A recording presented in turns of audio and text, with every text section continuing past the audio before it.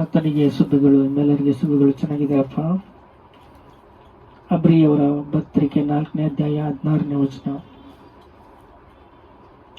ನಾವು ಕರುಣೆಯನ್ನು ಹೊಂದುವಂತೆ ಆತನು ದಯೆಯಿಂದ ಸಮಯೋಚಿತವಾಗಿ ಸಹಾಯವು ನಮಗೆ ದೊರೆಯುವಂತೆಯೂ ಧೈರ್ಯದಿಂದ ಕೃಪಾಸನದ ಮುಂದೆ ಬರೋಣ. ಧೈರ್ಯದಿಂದ ಕೃಪಾಸನವು ಮುಂದೆ ಬರೋಣ. ದೇವರ ನಾಮಕ್ಕೆ ಸ್ತೋತ್ರ. ನೋಡ್ರಿ, ನಾವು ಕರುಣೆಯನ್ನು ಹೊಂದುವಂತೆ ಆತನ ದಯೆಯಿಂದ ಸಮಯೋಚಿತವಾದ ಸಹಾಯವನ್ನು ನಮಗೆ ದೊರೆಯುವಂತೆ ಧೈರ್ಯದಿಂದ ಕೃಪಾಸನ ಮುಂದೆ ಬರೋಣ. ನಾವು ಕರುಣೆಯನ್ನು ಹೊಂದಿದ್ದೇವೆ. ಈ ಕರುಣೆ ಎಲ್ಲಿಂದ ಬಂತು? ಕಲ್ವರಿ ಶಿಲುಬೆಯಲ್ಲಿ ನಮಗೋಸ್ಕರ ಶಿಲುಬೆ ರಕ್ತದಿಂದ ನಮ್ಮನ್ನ ಪಾಪದಲ್ಲಿ ನಾವು ಸುತ್ತಿಕೊಂಡಿದ್ದಾಗ, ಪಾಪ ಮರಣಗಳಿಂದ ನಾವು ಸಾಯಬೇಕಾಗಿದ್ದವರಾಗಿದ್ದಾಗ ಏಸಪ್ಪ ನಮ್ಮನ್ನು ನೋಡಿ ತಂದೆ ಕೊಟ್ಟ ಆಜ್ಞೆ ಪ್ರಕಾರ ಶಿಲುಬೆ ಮರಣದಲ್ಲಿ ನಮ್ಮ ಪಾಪಗಳನ್ನು ಹೊತ್ತುಕೊಂಡು ನಮಗೆ ಕರುಣೆಯನ್ನು ಕೊಟ್ಟಿದ್ದಾರೆ. ನಮ್ಮ ದರಿದ್ರವನ್ನು ತೆಗೆದು ಕರುಣೆಯನ್ನು ಕೊಟ್ಟಿದ್ದಾರೆ. ದಯದಿಂದ ಕರುಣೆಯಿಂದ ನಮ್ಮನ್ನು ಪ್ರೀತಿಸಿ ಕೃಪಾಸನ ಮುಂದಕ್ಕೆ ಬರೋದಕ್ಕೆ ನಮ್ಮನ್ನು ಕರೆದಿದ್ದಾರೆ. ಆದರೆ 4:12 ನೋಡ್ರಿ, ದೇವರ ವಾಕ್ಯವು ಸಜೀವವಾದದ್ದು. ದೇವರ ವಾಕ್ಯವು ಸಜೀವವಾದದ್ದು, ಕಾರ್ಯಸಾಧಕವಾದದ್ದು,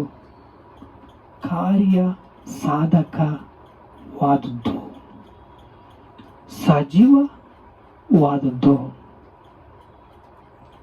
ಕಾರ್ಯಸಾಧಕವಾದದ್ದು, ಯಾವ ಇಬ್ಬಾಕತ್ತೆಯಿಂದ ಹದವಾದದ್ದು, ಪ್ರಾಣ ಆತ್ಮಗಳ ಕೀಳು ಮೇಜೆಯಿಂದ ವಿಭಾಗಿಸುವುದಕ್ಕೂ ಮಟ್ಟಕ್ಕೂ ತೋರು ಹೋಗುವುದಂತ ಹೃದಯ ಆಲೋಚನೆಗಳ ಉದ್ದೇಶವನ್ನು ವೀಕ್ಷಿಸುವುದಕ್ಕೆ ನಾವು ಯಾವಾಗಲೂ ಲೆಕ್ಕ ಒಪ್ಪಿಸಬೇಕಾಗಿದೆ. ಇಷ್ಟು ಕೃಪಾವರಗಳು ನಮಗೆ ಕೊಟ್ಟಿದ್ದ ದೇವರ ವಾಕ್ಯದಲ್ಲಿ ಎಷ್ಟು ಅಣಿಕೆ ಇದ್ದಾವೆ ನೋಡ್ರಿ. ಸಜೀವವಾದದ್ದು, ಕಾರ್ಯ ಸಾಧಕವಾದದ್ದು, ಇಬ್ಬಾಕತ್ತಿ ಅಂದ್ರೆ ಶಾರ್ಪ್ ಆಗಿರುತ್ತೆ, ಕತ್ತೆಗಿಂತ ಹದವಾದದ್ದು, ಪ್ರಾಣ ಆತ್ಮ ಕೀಳು ಮೇಜುಗಳನ್ನು ವಿಭಜಿಸುವುದಕ್ಕೆ ಮಟ್ಟುಗು ತೋರುವಂಥದ್ದು, ಹೃದಯ ಆಲೋಚನೆ ಉದ್ದೇಶಗಳನ್ನು ವಿವೇಚಿಸುವುದಂತಾಗಿದೆ. ಹೃದಯ ಆಲೋಚನಾ ವಿವೇಚನೆಗಳನ್ನು ಆಲೋಚಿಸುವಂತಾಗಿದೆ. ನಮ್ಮನ್ನು ಪ್ರೀತಿ ಮಾಡ್ತಾ ಇದ್ದಾರೆ. ಯೇಸು ಕ್ರಿಸ್ತವರು ನಮ್ಮನ್ನು ಪ್ರೀತಿಸ್ತಾ ಇದ್ದಾರೆ. ಆದರೆ ಸೈತಾನನು ನಮ್ಮನ್ನ ಯಾವಾಗ ನುಂಗಬೇಕು ಅಂತ ಬರ್ತಾ ಇದ್ದಾನೆ. ಅಪವಾದನ ಎದುರಿಸಿರಿ, ಅವನು ನಿಮ್ಮನ್ನು ಬಿಟ್ಟು ಹೋಗುವನು. ಅವನು ಎದುರಿಸಲಿಲ್ಲ ಅಂದರೆ ಅವನಿಗೆ ದಾಸರಾಗಬೇಕು. ಅವನು ಹೇಳಿದಾಗೆ ನಾವು ಕೇಳಬೇಕು. ಪಾಪ ಮಾಡು ಅಂದರೆ ಪಾಪ ಮಾಡಬೇಕು. ಪಾಪದ ದಶೆಯಲ್ಲಿ ಸತ್ತವರಾಗಿದ್ದಾಗ ನಮ್ಮನ್ನು ಏನು ಮಾಡಿದ್ದಾನೆ? ತನ್ನ ರಕ್ತದಿಂದ ತೊಳೆದು ನೀತಿ ಮಂತರಾಗಿ ಎನಿಸಿದ್ದಾನೆ. ಈಗ ದೇವರ ವಾಕ್ಯವು ಸಜೀವವಾದದ್ದು. ದೇವರ ವಾಕ್ಯವು ಸಜೀವವಾದದ್ದು, ಕಾರ್ಯ ಸಾಧಕವಾದದ್ದು. ಅದು ಕೆಲಸ ಮಾಡುತ್ತೆ. ನಿಮ್ಮನ್ನ ಪ್ರೀತಿಯಿಂದ ಬಲಗೊಳಿಸುತ್ತೆ. ನಿಮಗೆ ಯಾವ ಈಗ ಸ್ವಸ್ಥತೆ ಬೇಕಾ ನಿಮಗೆ ಸಿಗುತ್ತದೆ. ಆದರೆ ದೇವರ ಕಡೆಗಿದೆಯಾ ಸೈತಾನ ಕಡೆಗಿದೆಯಾ ಅಂತಂದು ಅದು ನಿನ್ನ ಹೃದಯವನ್ನು ಪರಿಶೋಧಿಸುತ್ತದೆ, ಪರೀಕ್ಷಿಸುತ್ತದೆ. ನಿನ್ನ ಹೃದಯ ಹೇಗಿದೆ ಅಂತ ನಿನ್ನನ್ನು ದಿನ ದಿನವೂ ಫಿಲ್ಟರ್ ಮಾಡುತ್ತೆ. ಅದು ಸುಮ್ಮನೆ ಅಲ್ರಿ, ದೇವರ ವಾಕ್ಯವು ಸಜೀವವಾದದ್ದು, ಕಾರ್ಯ ಸಾಧಕವಾದದ್ದು. ನೋಡ್ರಿ, ಈಗ ಅಪವಾದಿ ಸೈತಾನನ್ನು ಎದುರಿಸಿರಿ, ಅವನು ನಿಮ್ಮನ್ನು ಬಿಟ್ಟು ಹೋಗುವನು. ಯಾಕೋಬ 4:7 ದೇವರ ಸಮೀಪಕ್ಕೆ ಬಂದರೆ ಆತನು ನಿಮ್ಮ ಸಮೀಪಕ್ಕೆ ಬರುವನು. ದೇವರ ಸಮೀಪಕ್ಕೆ ಬರಬೇಕು ಅಂತ ನೀವು ಆಲೋಚನೆಗೆ ಬಂದರೆ ಸಾಕು. ಪ್ರಾರ್ಥನೆ ಮಾಡಿಕೊಳ್ಳೋಣ, ಬೈಬಲ್ ಓದೋಣ, ಒಳ್ಳೆ ಕೆಲಸ ಮಾಡೋಣ, ಕೆಟ್ಟ ಕೆಲಸ ಬಿಟ್ಟು ಬಿಡೋಣ, ಕೆಟ್ಟ ಚಾಳಿ ಬಿಟ್ಟು ಬಿಡೋಣ, ಸತ್ಯದಲ್ಲಿ ನುಡಿಯೋಣ, ನಿನ್ನ ನೆರೆಯವರಿಗೆ ಒಳ್ಳೆ ಮಾಡೋಣ.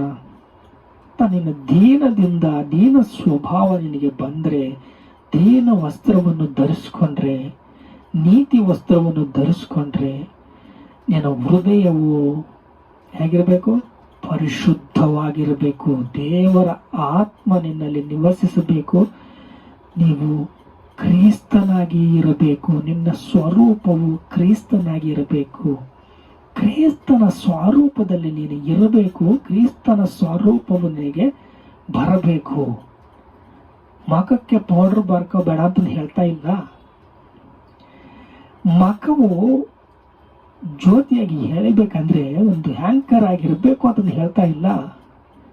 ದೇವರ ವಾಕ್ಯವು ನಿನ್ನ ಮುಖದಲ್ಲಿ ಕಾಣಬೇಕು. ದೇವರ ವಾಕ್ಯವು ನಿನ್ನನ್ನು ಪ್ರೀತಿಸಬೇಕು. ದೇವರ ವಾಕ್ಯವು ನಿನ್ನ ಶಾಸಿಸಬೇಕು. ದೇವರ ವಾಕ್ಯದಿಂದ ನೀನು ನುಡಿಬೇಕು. ಅದು ಸಜೀವವಾದದ್ದು, ಕಾರ್ಯ ಸಾಧಕವಾದದ್ದು. ನೋಡ್ರಿ, ಯೋಬು 33:4 ಏನು ಹೇಳ್ತಾ ಇದೆ ಅಂದ್ರೆ ವಾಕ್ಯವು, ನಾನು ದೇವರ ಆತ್ಮನಿಂದಲೇ ನಿರ್ಮಿತವಾಗಿದ್ದೇನೆ, ನನ್ನ ಜೀವವು ಸರ್ವಶಕ್ತನ ಶ್ವಾಸದಿಂದ ಉಂಟಾಗಿದೆ. ನಾನು ದೇವರ ಆತ್ಮನಿಂದಲೇ ನಿರ್ಮಿತವಾಗಿದ್ದೇನೆ, ನನ್ನ ಜೀವವು ಸರ್ವಶಕ್ತನ ಶ್ವಾಸದಿಂದ ಉಂಟಾಯಿತು. ನನ್ನ ಜೀವವು ಸರ್ವಶಕ್ತನ ಶ್ವಾಸದಿಂದ ಉಂಟಾದ್ರೆ ನಾನು ಏನ್ ಕೆಲಸ ಮಾಡಬೇಕು? ಏನ್ ಕೆಲಸ ಮಾಡ್ತಾ ಇದ್ದೀನಿ? ಸೈತಾನನಿಗೆ ದಾಸರಾಗಿ ಇರ್ಬೇಕಂತ ನೀವು ತಿಳ್ಕೊಂತ ಇದ್ದೀರಾ? ಸಾಲ ಮಾಡೋನು ಸಾಲ ಮಾಡಕ್ಕೆ ದಾಸ, ಪಾಪ ಮಾಡೋನು ಪಾಪ ಮಾಡೋನ್ಕೆ ದಾಸನು. ನೀನು ಜ್ಞಾನಗಳಿದ್ರೆ, ನಿನಗೆ ಜ್ಞಾನ ಇದ್ರೆ ಹಾವಿನಂತ ವಿವೇಕವು ನಿನಗಿರ್ಬೇಕಂತೆ. ಪಾರಿವಾಳದಂತ ನಿಷ್ಕಪಟವಾದ ಹೃದಯವು ನಿನಗೆ ಬರಬೇಕಂತೆ. ನಿನ್ನ ಹೃದಯವು ನೆಟ್ಟಗೆ ಇದ್ರೆ ಬಾಯಿಂದ ಒಳ್ಳೆ ಮಾತು ಮಾತಾಡ್ತೀಯ. ನೀನು ಒಳ್ಳೆ ಮಾತು ಮಾತಾಡ್ಬೇಕಂದ್ರೆ ನೀನು ಕೆಟ್ಟವನು ಅಂತ ನಿನಗೆ ಹೆಸರಿದೆ, ಅದು ಆದಾಮನಿಂದ ನಿನಗೆ ಬಂದ್ಬಿಟ್ಟಿದೆ. ಆದರೆ ಕ್ರಿಸ್ತನು ನಿನಗೆ ಏನ್ ಮಾಡಿದ್ದಾರೆ ಅಂದ್ರೆ, ತನ್ನ ರಕ್ತವನ್ನು ಸುರಿಸಿ ನೂತನ ಸ್ವಭಾವವನ್ನು ಕೊಟ್ಟು ನೂತನ ಜಲದಿಂದ, ಪರಿಶುದ್ಧವಾದ ಜಲದಿಂದ ನಿನ್ನನ್ನು ಪವಿತ್ರಪಡಿಸಿದ್ದಾನೆ. ನಿನ್ನ ಅಪವಿತ್ರವೆಲ್ಲವನ್ನು ತೆಗೆದಾಕ್ಬಿಟ್ಟಿದ್ದಾನೆ. ನೂತನ ಹೃದಯವನ್ನು ಕೊಟ್ಟಿದ್ದಾನೆ, ನೂತನ ಆತ್ಮವನ್ನು ಕೊಟ್ಟಿದ್ದಾನೆ. ಯೇಸು ಕ್ರಿಸ್ತನು ನಿನ್ನ ಪಾಪವನ್ನು ಪರಿಹಾರ ಮಾಡಿದ್ದಾನೆ. ನಿನ್ನ ಹೃದಯವು ಶುದ್ಧ ಹೃದಯವಾಗಿ ಮಾಡಿದ್ದಾನೆ. ಆದರೆ ನೀನು ದೇವರ ಶ್ವಾಸವನ್ನು ಸೇವಿಸ್ತಾ ಇದೆಯಾ? ದೇವರ ಶ್ವಾಸವಾಗಿ ನೀನು ನಡಿಬೇಕಂದ್ರೆ, ಯೇಸು ಕ್ರಿಸ್ತನ ಸ್ವರೂಪವಾಗಿ ನೀನು ನುಡಿಬೇಕಂದ್ರೆ ನಿನ್ನ ಹೃದಯವು ದೇವರ ವಾಕ್ಯದಿಂದ, ಅದು ಎರಡರಷ್ಟು ಖಡ್ಗದಿಂದ. ನೋಡ್ರಿ ಏನ್ ಹೇಳ್ತದೆ ನೋಡಿ, 2:12 ಪ್ರಾಣ ಆತ್ಮಗಳ ಕೀಲುಗಳು ಮೇಜುಗಳಂತೆ ವಿಭಾಗಿಸುವ ಮುಟ್ಟಿಗೆ ಇಬ್ಬಾಯಿ ಕತ್ತಿಯಿಂದ ಹದವಾದದ್ದು, ಕಾರ್ಯ ಸಾಧಕವಾದದ್ದು. ದೇವರ ವಾಕ್ಯವು ಸಜೀವವಾದದ್ದು, ಇಬ್ಬಾಯಿ ಕತ್ತಿಗಿಂತಲೂ ಹದವಾದದ್ದು. ಪ್ರಾಣ ಆತ್ಮಗಳು ಕೀಲು ಮೇಜುಗಳು ವಿಭಾಗಿಸುವಂತ ಮಟ್ಟಿಗೂ ತೋರಿ ಹೋಗುವಂತ ಹೃದಯ ಆಲೋಚನೆಗಳ ಉದ್ದೇಶಗಳನ್ನು ವಿರೋಧಿಸುವುದು, ಹೃದಯ ಉದ್ದೇಶಗಳನ್ನು ವಿವೇಚಿಸದಂತ ನಿಮ್ಮ ಹೃದಯ ಪ್ರೀತಿಯಿಂದ ಇರಬೇಕು. ನಿಮ್ಮ ಹೃದಯ ನೆರೆಯವರನ್ನು ಪ್ರೀತಿಸಬೇಕು. ನಿಮ್ಮ ಹೃದಯವು ದೇವರ ಸ್ವರೂಪದಲ್ಲಿರಬೇಕು, ಕ್ರಿಸ್ತನ ಸ್ವರೂಪದಕ್ಕೆ ಬರಬೇಕು. ಪ್ರಾರ್ಥನೆ ಮಾಡ್ಕೊಳ್ಳೋಣ. ತಂದೆ, ನಿಮಗೆ ಸ್ತೋತ್ರ. ನಮ್ಮನ್ನು ಎಷ್ಟು ಪ್ರೀತಿಸಿದೆಯಾ ತಂದೆ. ಸ್ತೋತ್ರ ಸ್ತೋತ್ರ ಸ್ತೋತ್ರ.